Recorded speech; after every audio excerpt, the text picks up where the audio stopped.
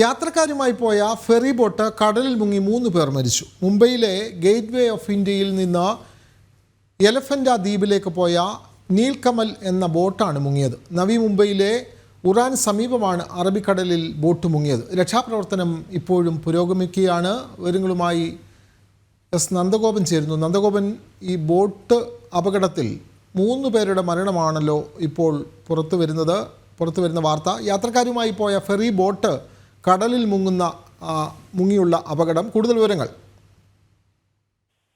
വിനോദ്, വൈകുന്നേരം 3:30ഓടെയാണ് ഈ ദാരുണ സംഭവം ഉണ്ടായത്. മുംബൈയിലെ ഉറാന് സമീപം അറബിക്കടലിലാണ് ബോട്ട് മുങ്ങിയത്. മുംബൈയിലെ ഗേറ്റ് വേ ഓഫ് ഇന്ത്യയിൽ നിന്നും എലഫൻ്റ ദ്വീപിലേക്ക് പോയ നീൽകമൽ എന്ന ബോട്ടാണ് മുങ്ങിയത്.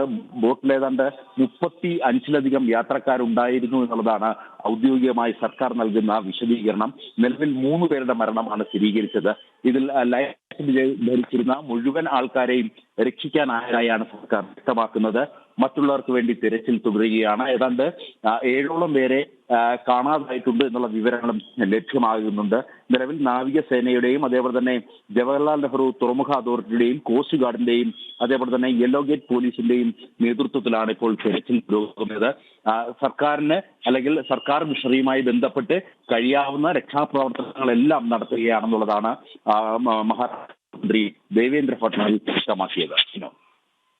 ഇപ്പോൾ ഈ രാത്രി ആയതിനാൽ ഈ ദുരിതാശ്വാസ പ്രവർത്തനങ്ങൾക്കൊക്കെ ചില പ്രയാസങ്ങൾ അനുഭവപ്പെടുന്നുണ്ടായിരിക്കുമല്ലോ നന്ദഗോപൻ. പ്രത്യേകിച്ചും 4 മണിയോടുകൂടി അപകടമുണ്ടാകുന്നു. ഇപ്പോൾ സമയം 7:30 അടുക്കുന്നു. അപ്പോൾ അങ്ങനെയാകുമ്പോൾ രക്ഷാപ്രവർത്തനത്തിന് വെളിച്ചമൊക്കെ ഒരു തടസ്സമായി വരുന്ന സാഹചര്യം ഉണ്ടാകുമല്ലോ നന്ദഗോപൻ.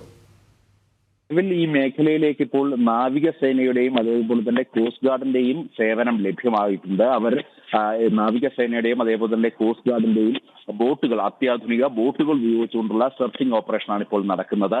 അതേപോലെ തന്നെ വെളിച്ചമടക്കം ക്രമീകരിക്കുവാൻ വേണ്ടി കോസ്റ്റ് ഗാർഡിന്റെ പ്രത്യേകം ഷിപ്പ് ഈ ഒരു ദുരന്ത മേഖലയിലേക്ക് എത്തിയിട്ടുണ്ട് എന്നുള്ളതാണ് വ്യക്തമാക്കുന്നത്.